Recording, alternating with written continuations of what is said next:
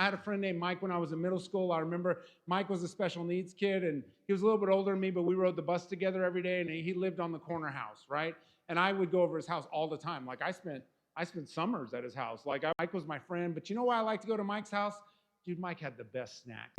And don't get me wrong, Mike was allowed to play video games all day long, right?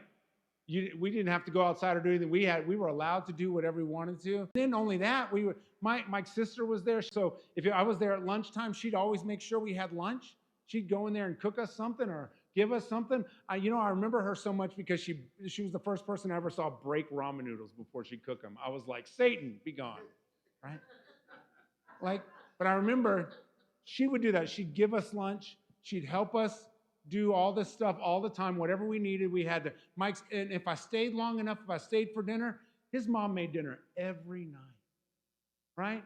And I could go in there and eat dinner with them, and they always let me stay, and they'd always let me do that. Mike's house was so much better than my house, right?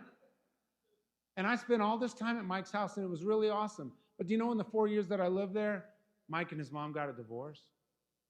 Dad moved away. The daughter, she went off to college.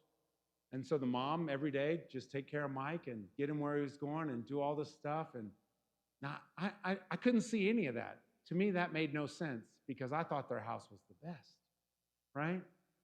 And sometimes, but I feel like that we're like Mike's parents. We're struggling with the deal of having Mike. We're struggling with the deal of a daughter going to college. We're struggling. And we just get lost in our own problems when other people are looking at our life going, man, their life is so good, right? It's so good. So can I encourage you? That's what the psalmist is saying. Don't forget that you're blessed by God.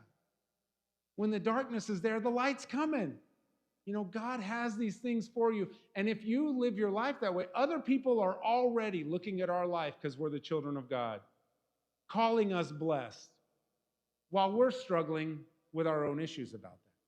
So be careful not to do that. Be careful that we still have to respond with gratitude, right? We still have to be generous. That's what he says. You want them to see all that about you? The generosity of Mike's house showed me so much about why I wanted to be there, right? Be generous. That's our job. Don't get lost in our trouble. Be generous for what God has for us, right? The us part of us, the you part of this section of this psalm is this: simply delight in his commands and be generous. And he'll take care of all the rest. He'll handle it.